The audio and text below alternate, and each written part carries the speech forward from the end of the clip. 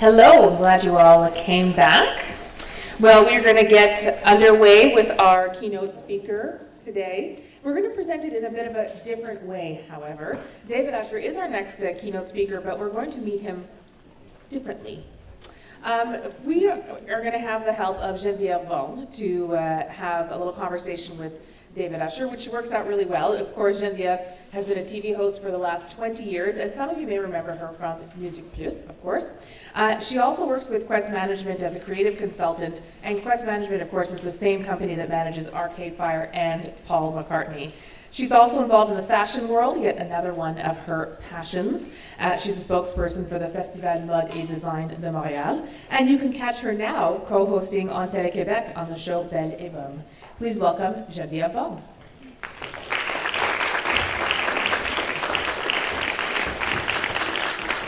Hello everybody. Est-ce que vous m'entendez? Vous m'entendez sans micro, je vais dire. Alors, je vous souhaite la bienvenue. I want to welcome you. Today it is my pleasure to interview a good friend of mine, an artist that you know. David Usher has been extremely popular as a solo artist and also with the band Moist through the years. And he's extremely creative. And he's in a transition, you know, he's in a part of his life where he's exploring many avenues, many things, and that's what we're going to talk about today. So please welcome David Usher. Hello. Hello. Hi, guys. So thanks for being with us today. We sort of want to understand what has been your journey, where you come from, and you know, what got you into music and all that. So let's start from the beginning. Like, when did you start creating music? I mean, I started music very young.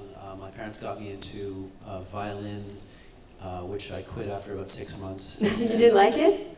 I was terrible and I hated it. Okay. And then piano for another 6 months. And this was all when I was about 6.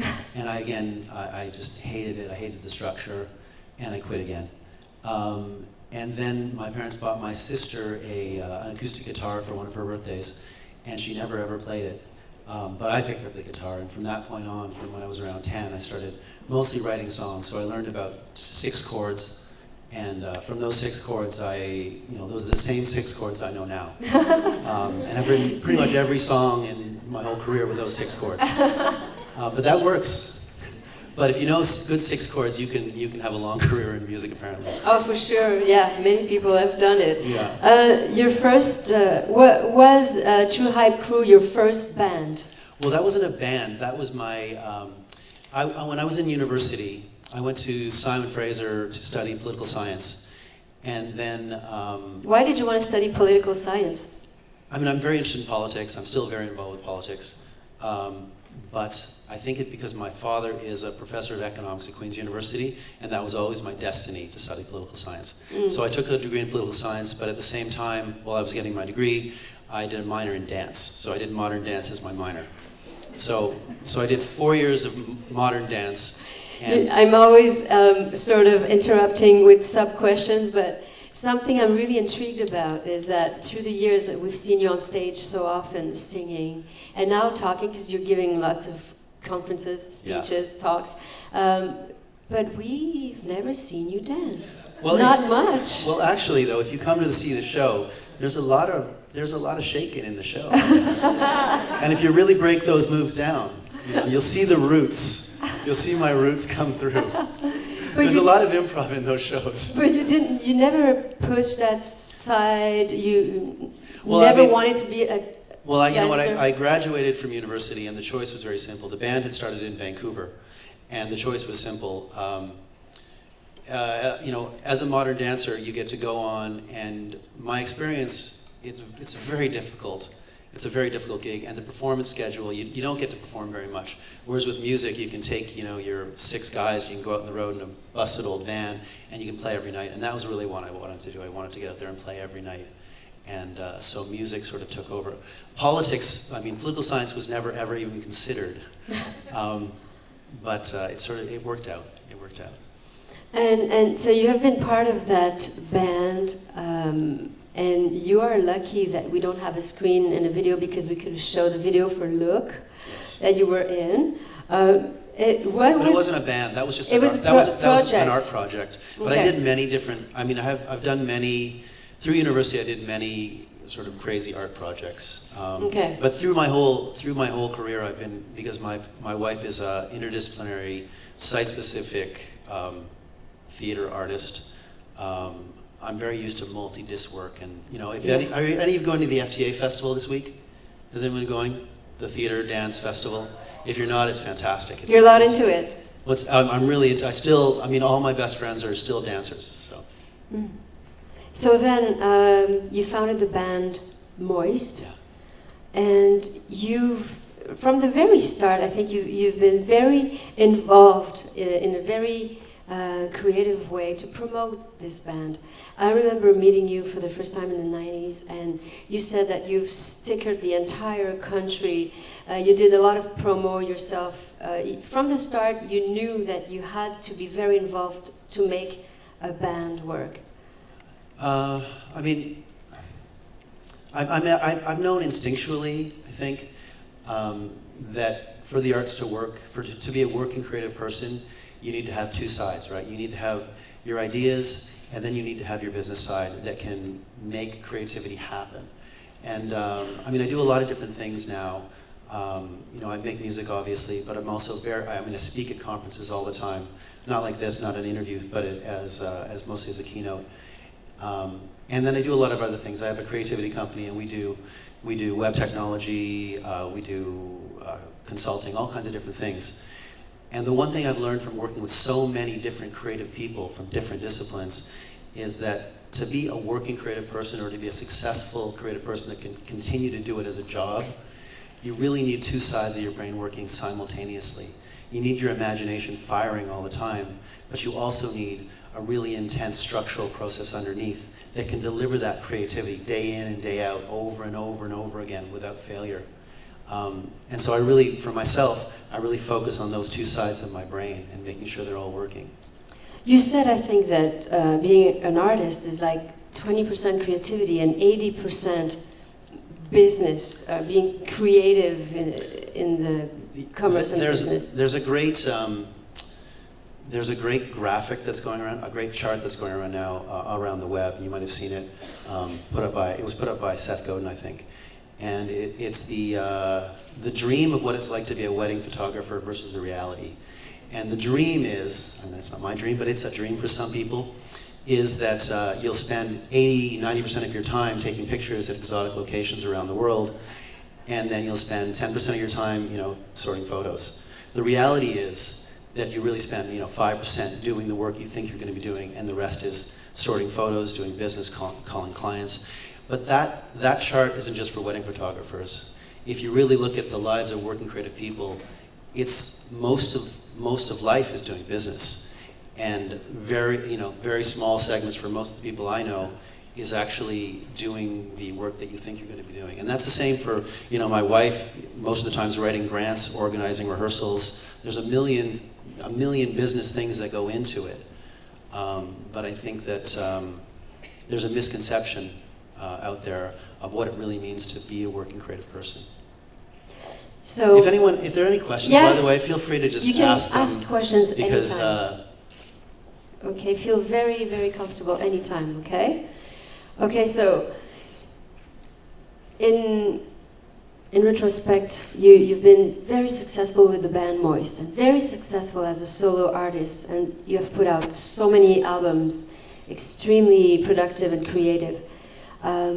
But in the last few years, I noticed a change, a shift, a transition. You are going through a lot of changes in your career, in your life. What is the starting point? Why did you want to explore things in a different way and branch out? I think for me, partly because I very much see creativity and creative thinking as transcendent of genre and discipline. So a lot of times, I really see it I've seen myself in the past, but also with a lot of my artist friends, is that their creativity, their sense of self is really tied to their discipline. And for myself, over the last, say, 10 years, I really tried to separate that. So I've tried to drive a wedge between my idea of what creative thinking is and the discipline or the genre that I'm working in. And once you start to do that, it enables you to, it gives you distance, and you can take your creative process and you can transpose it on many different disciplines, right? So I mean, I work on web technology, I work on, all kinds of different things, consulting with different companies like Cirque and just different things. And, but I use the same creative process for everything. It's just because I can separate myself from the discipline itself that, that I'm able to have the distance to do it. And I find this a lot as dancers reach the age of 40. They're all in transition, right? They all have to be in transition because the body changes and you have to transition. And they have so many skills, they have so many innate skills, but it's very hard to recognize what those skills are and how they could apply to other things because they're so tied to the discipline itself, right? And so one of the big tricks is to be able to sort of look from above and sort of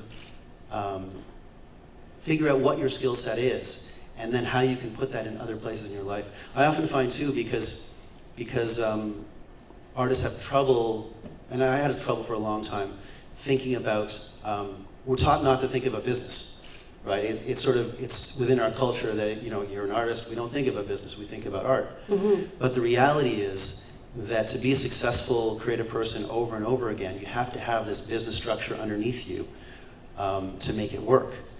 And I think there's a big misconception between the idea of creative intention and operational business infrastructure. Like if you think of creative intention, there's a creative intention scale that goes from here to here. And at the one side, you have the artistic creator that creates solely for the self, right?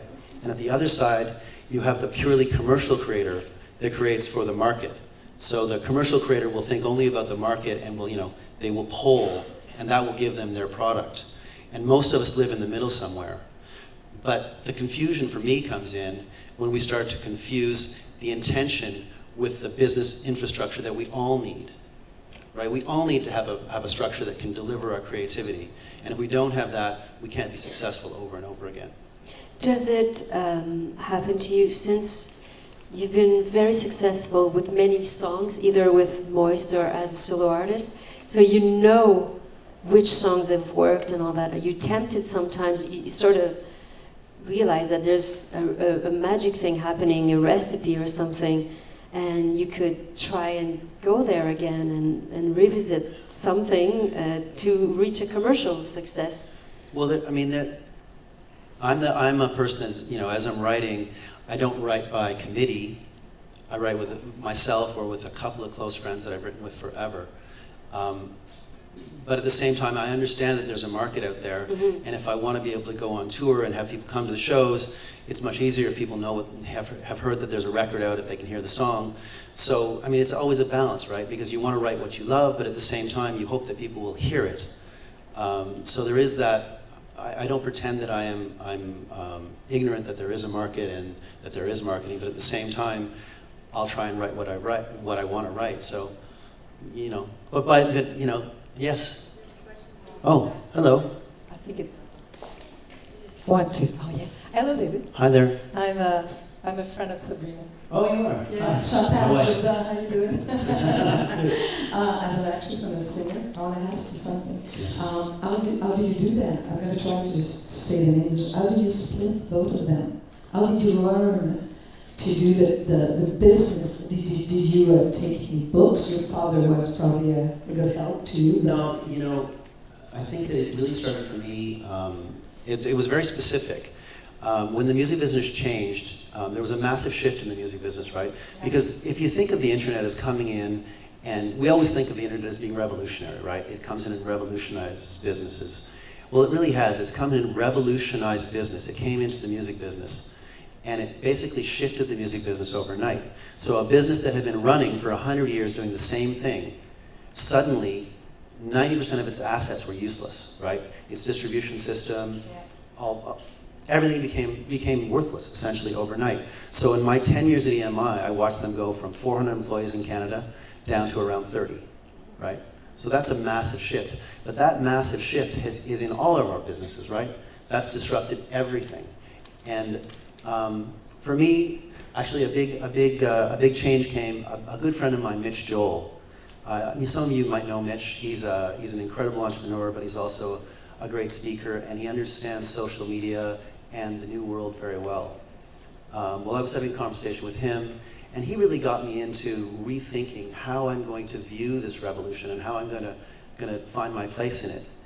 And from there, I went on sort of, I would call it a learning binge, where I sort of went down the rabbit hole of, first it started with social media, and then it went to the web, and then it went to the new economy of apps, and really finding out about technology, and really becoming engrossed in that world. But beyond learning about technology, it was about the idea of learning again. Yeah.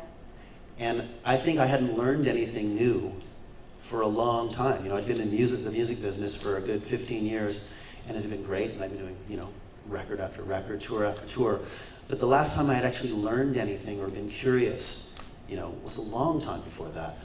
And the first step to splitting yourself or being able to get a different view of yourself, in my opinion, is to start learning again and start re-engaging your curiosity. That's it, learning new things. That brought you to open Well, that's the first, that seems to be the first step, where you can re-engage your, if you go into any kindergarten, you don't see, when was the last time we learned?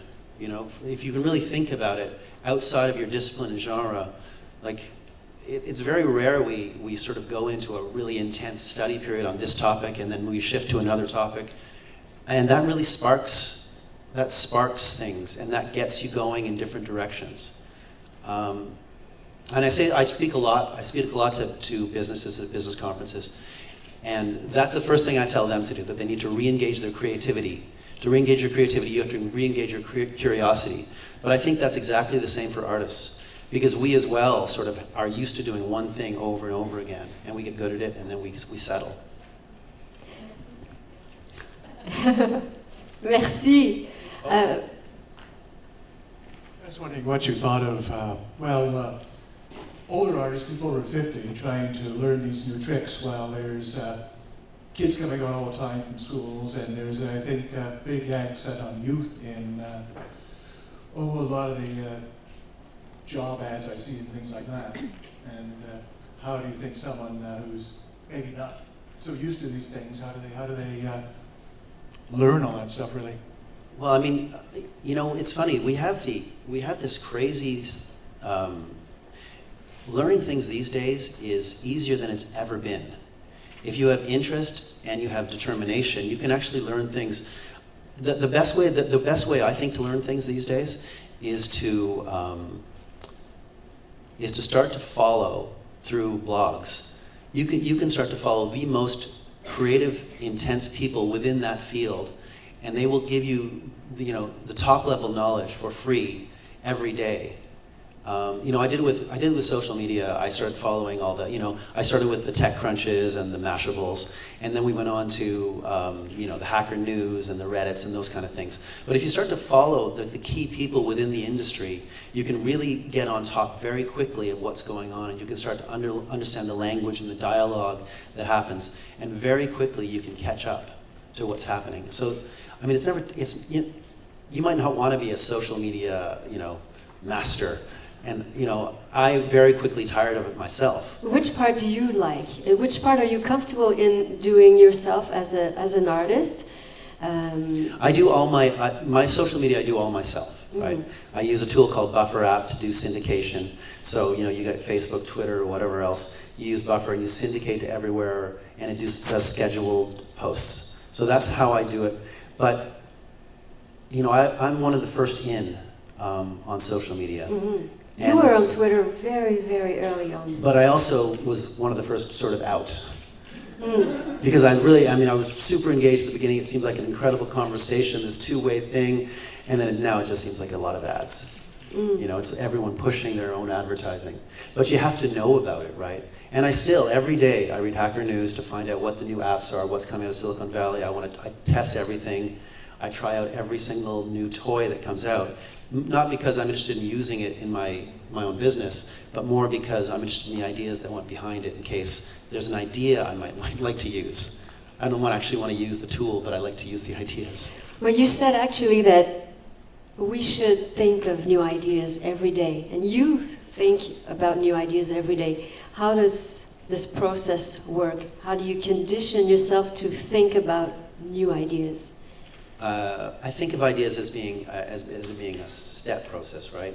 You generally keep yourself open, and you work as a collector of ideas. You know, I consider myself the process of the creative process. The creative process for me is pretty simple. You try and open up. You be very curious and interested, and you collect the ideas that you like, and they sort of get stored in these places. I mean, I use a lot of tools to store my ideas. I use things like Evernote. I don't know if you guys use Evernote, but it's a great tool for storing ideas. And then, you know, you experiment with ideas. So I'll do a lot of testing. So I'm always looking at new ideas to test. And I do something called minimal viable testing, which is I try and put together a small model of something very simply, and I test it with an audience to see how it's going to work, not for music, but for other things, for tech. And then... Give us an example. What do we do? Well, The heart rate? Oh yes. So I do this thing where I had this idea where every show I play, the audience really sets the rhythm for the evening. So I started to think, how could we reverse engineer that idea? So, and then I distilled that idea down. How could we get one audience member to power the rhythm of the band? So I started experimenting with heart rate monitors. And then we actually customized an Arduino circuit board, and then we actually wrote an algorithm that can suck out the weird anomalies in the human heartbeat. And then so at conferences or at shows, I'll pick a volunteer out of the audience, and then I'll hook them up to my heart rate monitor, and then the band and I will improv to their heart rate in the room live. Mm-hmm. So we do things, you know, but these are just, you know, I don't know where the idea is leading, right? But the point isn't... You're exploring. I'm exploring, and I know that the ideas are going to take me somewhere interesting, but I don't know where yet. So you have many ideas. Is it important for you to all make them come true, like all become something concrete and real? Absolutely not. I mean, I'm playing with lots of different ideas all the time in technology. I mean, all sorts of web tech, but not all of them come to fruition. Often it takes the right team to come together. Mm-hmm. You know, it's like a band, right? If you're playing in a band, you could jam with, you know, 100 different people, and you won't find the right combination of people that can make the thing go. There'll always be the drummer that will never show up for rehearsal on time, or, you know, there's always something going on, right? Like that. And then suddenly you'll strike upon the right combination of people that will make something happen. And I really do that. I use teams a lot. I have great teams working on many different ideas.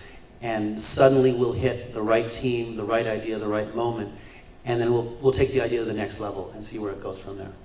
So you've been exploring so many things and working in so many different fields in the last years. Let's say you would be forced, you're filling up a form and you have to explain what you do, but in one word. What are you now? I can't explain it in one word, but I do explain it this way. I make my living through ideas. And that's how I do it, right? My whole life, my whole adult life, I look at an empty notebook, a blank page, an empty stage, a whiteboard, and then I make shit up in my head. And that's how I make my living. I don't have there's no big company that pays me. And that's a double-edged sword, right? There's no paycheck that comes to you. I'm a working creative person. If I don't make up the right shit, then, you know, my kids don't go to college. That's just the way it works. There's no big company that's going to come and save me. There's no, you know, this is based on ideas. And it's two-sided, right? Some of it's incredible and fantastic, and some of it is a grind and scary hell. So. And I guess the more you think of ideas, the more they come easily. Is it like a muscle? Is it something that develops and becomes really ongoing? I think the creative process is definitely a muscle. It's something that but it's a muscle that you need to define and not just do it by, you know, it's not something that there's a process to it, and you have to start, everyone's process is different, but you really have to start to define what your process is and actually write it out and then rewrite it out. All, you know, it changes constantly, but you really have to, I think it's an analytical muscle. Mm-hmm. Sorry. Hi. Hi. Hi, nice to see you too. Thank you for being here. My name is Barbara Lewis. I'm a singer and I'm a writer and I do video. In in listening to you speak, I think you're saying such wonderfully intelligent things. It's great to hear you. It's an amazing life to live, a creative life as you do, but it's also never ending. It never stops. And I just wonder, you have obviously a wife, you have children, and how do you make time for them that works, that keeps you as a family? I'm wonderfully dyslexic and ADD-ish, where I get up at 5 every day. I get up at 5 every single day of my life, and I work till... Even if you went to bed late? Even if I'm often to bed late, but every day, that's my schedule, and I work on ideas the very first thing in the morning. You know, that's a funny thing, because I have friends that work in... a friend that works as a writer, and she writes for all sorts of different magazines. And I don't know if you know about the writing gig these days. It's a real grind, right? It's like the music business a couple years ago. It's a grind. You know, you're grinding it out every day. And she's constantly looking for a way off the treadmill. And every time I suggest to her, you know, think about taking the first half hour of your day and working on ideas to improve your business, rather than going straight to your Facebook or straight to the article. Because by the time you get to the end of the day, you've lost your creative energy, you're burnt, right? But at the beginning of the day, you can have that creative energy to work on your ideas, your business, whatever you want that's going to improve the rest of your business. But if you don't take those moments, if you don't take that first half hour to really work on those ideas that are going to propel your business forward, you never will. And that's not, I mean, people think, well, you know, that's a sort of a crazy artist idea, but it's not a crazy, I mean, Google, Apple, 3M, these are all big tech companies. And these are all companies where they provide their employees with 10, 20% of their day to work on ideas that they like, right? They realize that ideas are what propel you forward. So you get up very early, and you do your creative work early in the day, and then you have time later for your family. I guess that's what you're saying. That's what works for me. I mean, everyone has to define their own schedule. I'm not saying what your schedule should be. I have no idea. Do you have an idea of why you have that amount of energy? Do you have any tricks? Do you have any health tricks? Do you meditate? Do I have any health tricks? Well, I've been out every night of the FTA this week. It hasn't been healthy at all. Do I have any health tricks? It's just the way you're made. I've been doing it since I was like, 12 years old. I don't know. Okay. I'm obsessive. Okay. But I'm obsessed with ideas. What's your piece of paper saying? We don't understand We what can't you see said. that piece of paper. Oh, no, I'm sorry, I'm just showing Geneviève, just to let you know you're halfway through. Oh, okay. We're halfway Thank through. you. What does that say? But what is it about that time of day that really makes us more creative or more aware? For me, it works best because I haven't been cluttered by the bills and the, but for some people work at night, right? Some people work like late at night. That's when they can do their thing, right? But by the time I put the kids to bed, I'm completely a mess. So that doesn't work for me. I can't. I can just, that's not for me. And it's always been the morning for me. But some people are different. But for me, I need it before. And I also often think that there's just weird, ideas there's a gestation period for ideas, right? Where you'll play with a lot of different things, and then there's the classic, these are the classic stories in the shower, or when you first wake up, or in a dream, you get that click, and suddenly the things that you've been playing with and manipulating, these ideas come together in sort of a moment of creative collision, and you suddenly know what you're making and what you're building and where you're going. And I mean, that happens for me in the morning, and I think it's mostly connected to the idea that your subconscious mind, your conscious mind, the mind of your life has been cut off. Mm-hmm. You've just woken up, you're half in a daze, and you can let ideas flow. And I'll often find, there's the famous story about the mathematician who gets off the bus and he suddenly understands the theory for something or other. That's the same thing for me. I mean, I'm not doing math, but I'll often find if I have a hangover, I can have an amazing connection. Because you're in a particular state. Well, because my thinking brain has been cut off. It's been shut down. The Advil is kind of making me feel all nice and smooth. But those are, it's hash pipes and hand grenades, right? You need those things that blow up your world for a second, so you're not thinking about the specifics in your life, and you can let ideas come together. So you can be creative in your music world and in the business world, and you can be creative in the way you structure your family life and all your social life as well. It's about being creative in the way you organize all the spheres of your life. Well, and for me, it's also thinking about creativity in a different way, right? It's not just about the products or services you build. Yeah.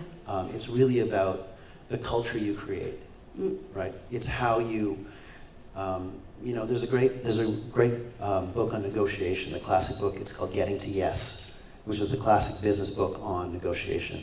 And within that, they have a whole chapter on creativity. The creativity of negotiation. And so, if you really think about, it's not just in what you make, but it's in every conversation you have. It's in every relationship you have. Instead of looking at we tend to go through them unconsciously, a lot of these things, or I do. You'll just go through your life unconsciously. But every moment is really an opportunity to utilize your creative thinking. And the outcome of every moment isn't just, you don't have to just flow through it. You can actually alter the outcome by changing the way you relate to, by the impetus you put in place. Does that make any sense to you? Yes. So it's always going to be at the heart of your life. Let's say you win millions and millions of dollars at the lottery. Powerball. Yeah, huge amount of money. You don't have to work anymore. What do you keep doing? What would you keep doing? I would do exactly what I'm doing. I wouldn't change a thing. Honestly, I'm the lucky. I work, and part of it too is I work with my friends, right? I work with incredible people. I've not collected. They're not spiders. I work with incredible people, right? Great friends that are super creative, yeah. So not very much. You do the same. Yeah, I would do exactly the same. Come up with ideas every day and try to make some of them work. Exactly. Is there someone with a question? I do. Hello. Hi, David. I find it really interesting that you make your living through collecting ideas. However, my question is, do you ever find there is a danger in having too many ideas because then there is a lack of focus? Absolutely. And it took me a long time to figure this out, that not every idea is a good idea, right? There's a lot of shit ideas going through my brain all the time, right? And collecting is one thing, but it's filtering. You know what's good or not good. Well, but it's funny, filters are so important within creativity and life generally. It's the ability to become an identifier. That's what I've been really lucky with music. I'm very much, I don't play anything very well, but I'm a great identifier of what I like. So I know immediately, I'll write a song, and in that process itself, it's identifying what you like. And then I'll take it into the rehearsal space with my friends, and I can't play all their instruments, but I know damn well what I like when I hear it, and I conduct the room essentially, and then I listen for things that are the things that I want, and I hold on to those, and then we move on from anything I don't like.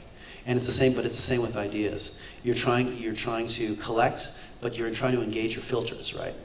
Because you have to be able to filter out the good from the bad. But the trick is, and this is why I talk about minimal viable product and all kinds of things, is because you sometimes don't know a good idea until you've started to build it, or a bad idea until you've started to build it. And often, the idea changes as you begin to build it.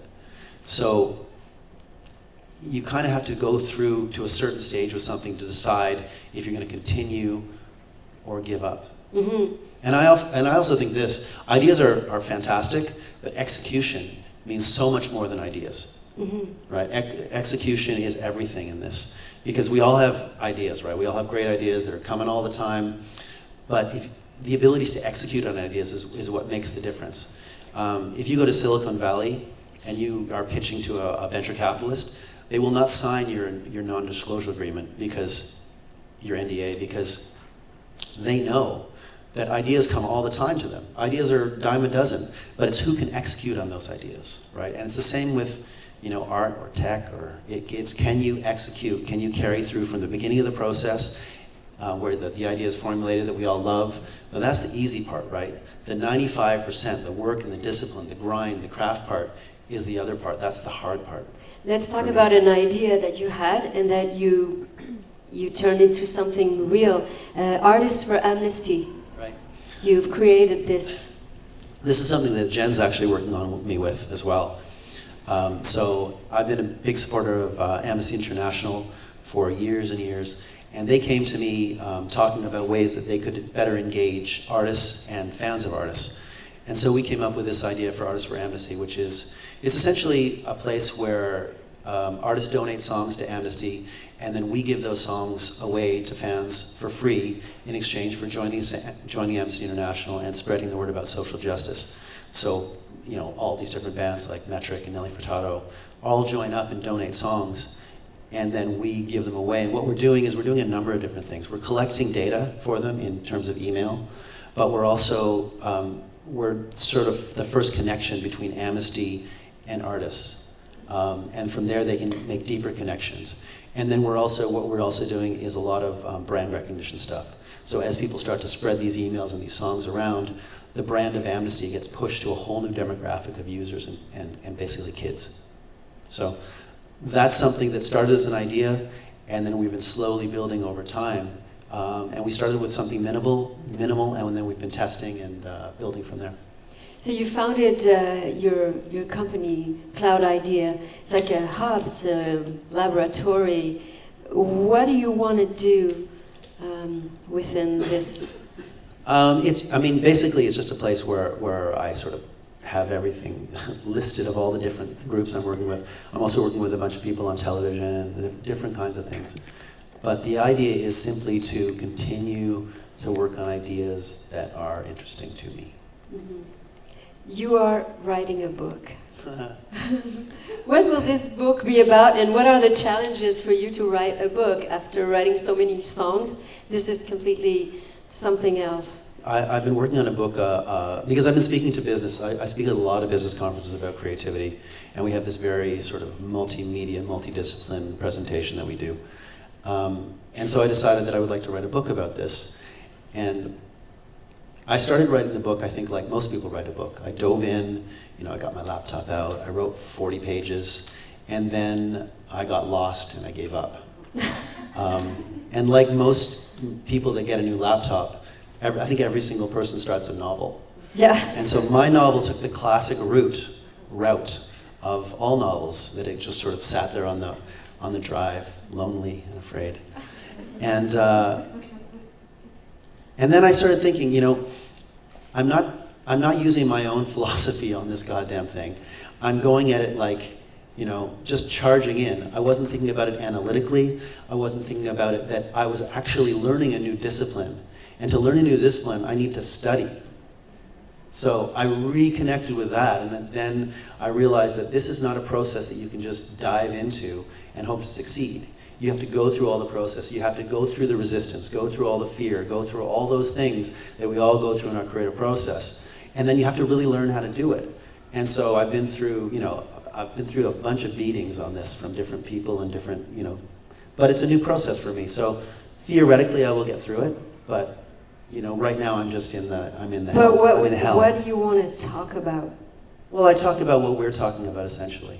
I talk about the steps of the creative process because I do believe that it's not formulaic, but there is a general formula to this stuff, right? It's not brand new. We're not the first people that have been making creative things. There's kind of a formula to how this works. There's a business structure you need underneath it to make it go. And there's not one size fits all, but there is a starting point for everybody. There's a middle and there's an end, So those are the kind of things that I'm talking about. I'd like to know who are your idols or the people that you admire or that you find very inspiring in your life at the moment. I'm a huge fan of Leonard Cohen. Okay. And I met Leonard about 2 years ago, so I was very happy about that. Mm-hmm. So I checked that off. Mm-hmm. I'm a huge fan of, do you know Seth Godin? Yeah. I'm a huge fan of Seth. Why? Because Seth is a smart cat, right? He's got the biggest marketing,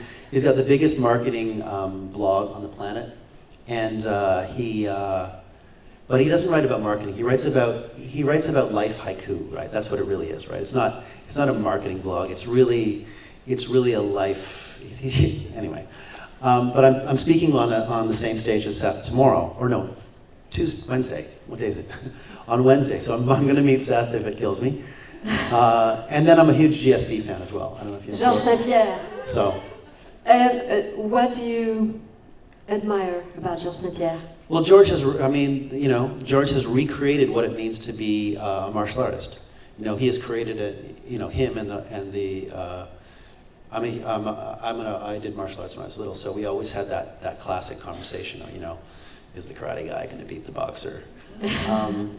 But they really have created if you look at what George has done, they really have changed. They've created a new discipline, a new form. And that for me is very interesting. The science that goes into it. It's not, a sumo wrestler getting in with, anyway. There's a science to it, and it's very technical. It's very technical, so it interests me. Sorry, Yes. there's a... Hi.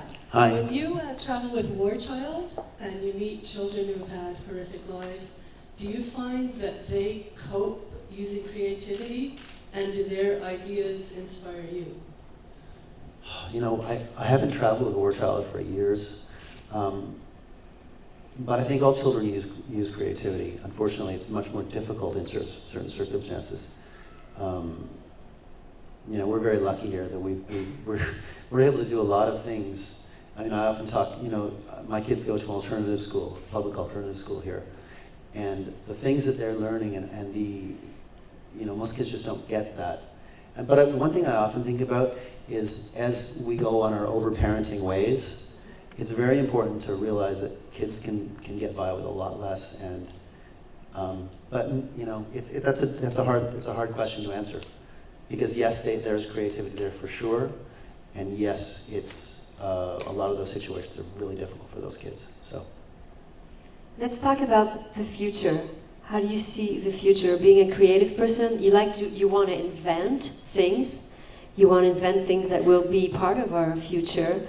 And so nowadays we're all connected to our phone. We're all very, very connected to the social media and all that. There are things coming like Google Glass, where you'll have access to internet from your eye and all that. Do you find these things exciting, and how do you see the future as human beings, always super connected? I think these things are exciting. At the same time, I think we are incredibly distracted. Mm-hmm. I think that the internet gives us incredible connectivity, and at the same time, it overwhelms our ability to care about things. Because topics these days flow as fast as your Facebook feed. Yeah. And never mind your Twitter feed, which is like 7 times as fast. Yeah. So it's very difficult for a public to stay focused on anything. A lot of people thought that the connectivity of the internet is going to, is going to democratize the world, all these different things. I think in many ways it's overwhelming the world. And I'm not saying that I'm by no means anti-technology, because I love technology. I'm a super geek. Yeah. But at the same time, I realize that that it almost, I think it has the tendency, the ability to numb us. Intense, stuff going on in Turkey right now, intertwined with cat pictures. Yeah. And flowing very quickly through the feed, Yeah. tends to, what does that do to your brain? It sort of overwhelms your senses and desensitizes us, I think. But how do you keep a balance? Are you always connected? How do you manage that? Do you allow yourself hours away from the web or being connected?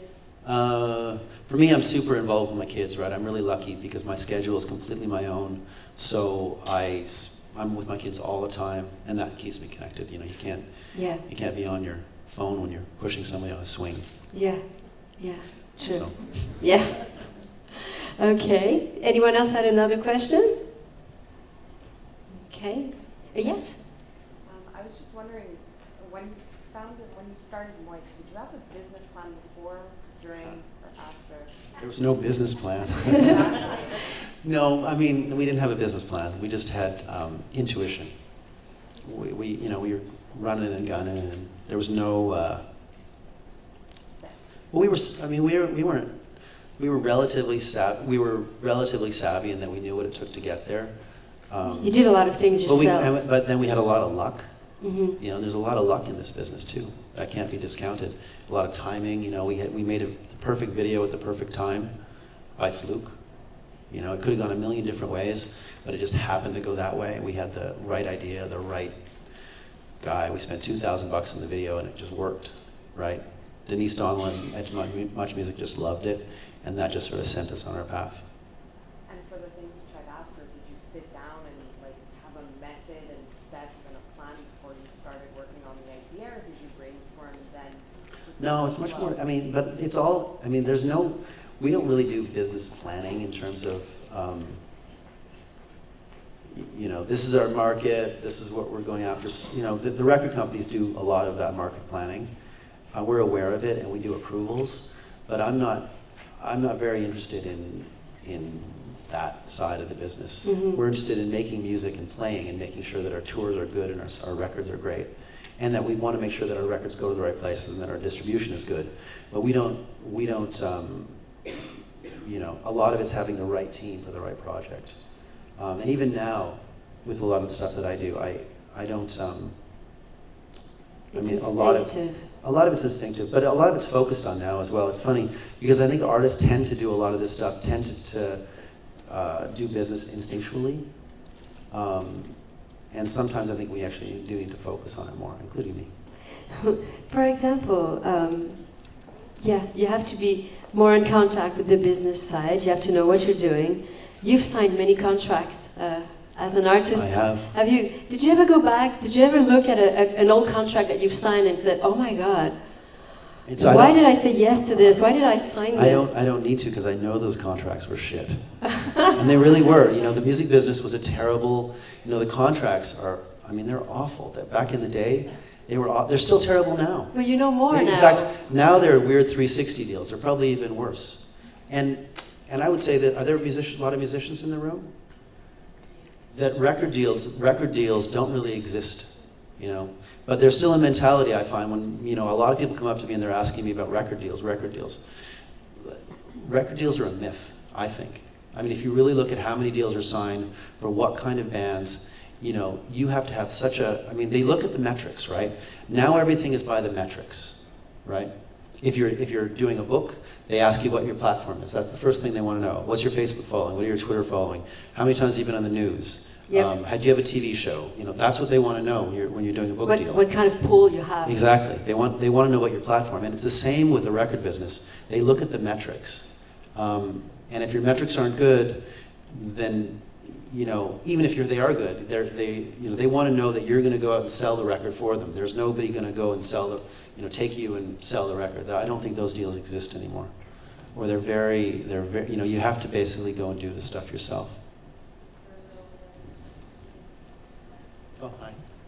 Hi. Hi. I have a question. Someone's starting out right now. Yes. What would be those most important first steps? What are you starting out? Well, it would be. It's not for me. I'm asking for a friend. It would be for music. I mean, someone I know. They're young and they're keen to go down that path. So, yeah. I would say the first thing that's always the most important is songwriting. You have to learn to write great songs. And it's not just you have to be able to write great songs, you have to learn to write great songs. One of the first things I did when I was, because the song is the basis of everything, right? If you don't have the song, you really can throw all the marketing behind it you want, and it will not hit. It won't resonate.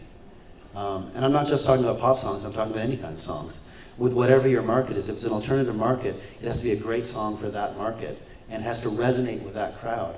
Because this new economy of the internet, good ideas or ideas for specific markets that work spread, and the rest do not. So the first thing is songwriting, really focusing on songwriting, but not only just it's the craft of it, right? How is it really written? How is it really done? And there's a craft to it. You know, one of the first things I did, which was probably one of the best things I did for the band, was when I was in university, I volunteered to work at Music West, which was a music conference out there, and I volunteered to be the tape runner in the A&R sessions. So they would, I would put the tape in the machine. It was tapes back then.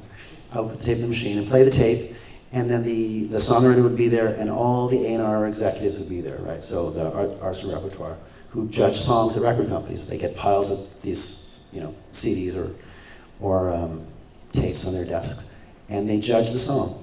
And I listened to 3 days worth of songs, and I listened to 3 days worth of critiques of songs. And after 3 days, it was not very hard to tell what was wrong with every song that was coming through. The intro was a minute long. That's probably not going to work for an A&R person because they don't listen to more than 20 seconds, right? If the lyric doesn't start within 20 seconds, they don't listen to it. This was in the days of record companies. But you really could start to feel the songs that were really good songs and the songs that were not. Once you started to really listen to all these songs and listen to all the comments from the A&R people, from all these different kinds of labels, and they were very similar, right? They were all, it was pretty amazing to hear the feedback coming in, and it was all the same feedback. And after a while, you could identify those things as well. You could really hear it. So songs are the basis of everything. And then these days, second is live. You have to be able to play live, and you have to be able to play for an audience, engage that audience, and then be able to bring that audience back the next time with a friend. Tell us how the fact that you've been branching out so much and exploring so many different things, how precisely has it changed the way you write songs? I think I was getting a bit bored, actually, because part of my brain was just sort of wandering. But now I'm actually writing a lot because I've got a lot of other things going on in my brain, and it really inspires me to take I tend to write in 5-minute segments throughout the day, so I'll write for 5 minutes, then I'll wander away and I'll write for another 5 minutes. But that's very good for the kind of creativity that I work in because it allows me to flip disciplines very quickly. So I'll flip from one thing to another very quickly. I'll go from a meeting about TV to a meeting about, web, to writing a song, to back again. And I'll do this over and over again throughout the day. But for me, for my brain, that actually works. Some people need to sit down for hours at a time and work on something, but that's not really the way it works for me. But it's been inspiring to me. My songs are actually coming now, so it's good. And they're different?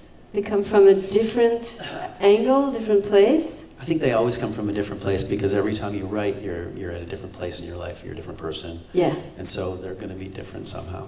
Yeah. Cool. The people here who know about your ex-band, Moist, might have heard the rumor that maybe there are talks. There is a rumor that we are coming back to play some shows. There is a rumor. Yeah. After so many years apart. 1,000 years. Yes. Yes? To get back to the social media subject, I think that's a large part of the reason why I'm here today. I'm quite turned off by social media for many of the reasons that you mentioned. The ads, the overwhelming nature of it, the fact that that it takes a while to learn how it works, and when you finally learn how Facebook works, then you've got to learn some new thing that's come up. And you're talking about the bad metrics, your platform, how many TV shows you make. How do you consolidate? How do you reconcile the obligation to use social media to get your metrics stronger with your own personal integrity as an artist? Yeah, it has to be something that you kind of like or you don't like. But then it's a balance, right? Because, in any job, there are things people don't like to do, right? If you're working creative people, it's your job. A person, it's your job to do it, right? Maybe not to do that specific. I'm not saying that everyone should do social media because not everyone should. I'm terrible with it because I just don't enjoy it. But you sure know how it works. I know how it works, right? Yeah. But I think that artists need to think of it as a job. Like there are different things that we don't like to do. That it's part of the job, though, right? We don't like to focus on our accounting for our business, but we have to because it's part of the job of getting paid And if you don't get paid, you don't get to do it again. I always think about it that way, right? If you want to be a working, creative person, it means you're getting paid for it, or you're trying to get paid for it. And if you want to get paid for it, it means you have to have a structure and an organization, and you have to build up a business that supports it, right? Or you have to have a sugar mom or sugar dada.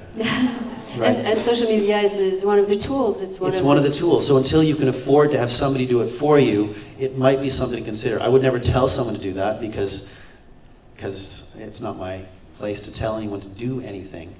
But it is one of the things out there that, you kind of have to do. unavoidable.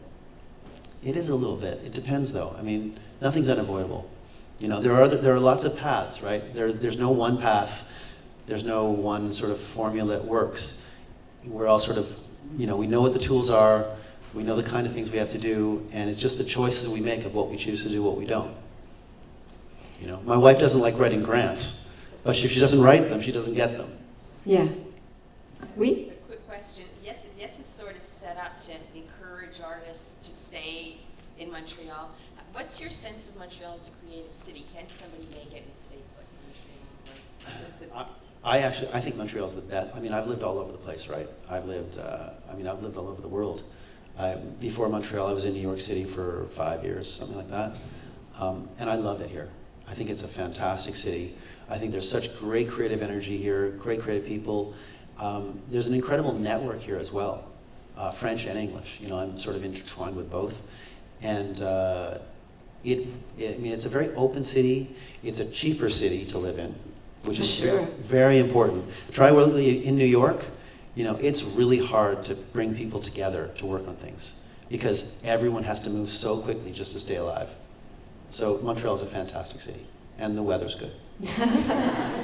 Sometimes. Thank you very, very much. Thank you for these inspiring words. Thank you very much. Thank you, Jen. Merci beaucoup tout le monde. Merci. This mic working? Great. I want to start by thanking Mitch Joel. Mitch isn't with us today, but he's a great fan. He used to be on the board of Yes, and he was able to put us in touch with David. So thank you, David, so much for agreeing to spend the afternoon with us, and thank you, Geneviève. My pleasure. We have a little gift for you. One of them is, I don't know if Linda's book was shown earlier, but we have Linda's wonderful book as a gift signed for you, and a little gift for you. Thank you so much. Let's see what it is.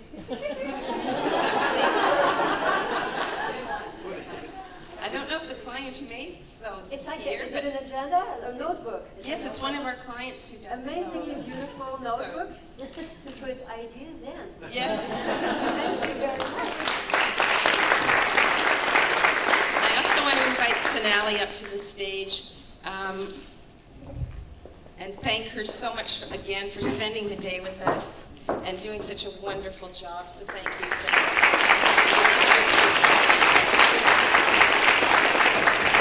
If you could all bear with me for 2 more minutes. I'm the executive director of Yes, and I love events like this. I hate closing them because so much planning goes into the day. And it's almost anticlimactic at the end of it, but we still have the expo taking place downstairs. I just want to give a few thank yous, so bear with me. This event couldn't have happened without the generosity of the speakers who donate their time to come and spend the day with us, so a special thank you to them. I also want to thank the Yes staff team. I don't know how many of them are out there, but Mario and Nadia and Mark has been helping, everybody in the red t-shirts. We have a staff of about 22, and we've been working for at least a month trying to get this off the ground. More than a month, but a month of intense work. And it's been a real challenge this year. We had a couple of things happen in between that were unforeseen, so we're really thrilled that it's been such a great day, and hope you enjoyed it as much as we did.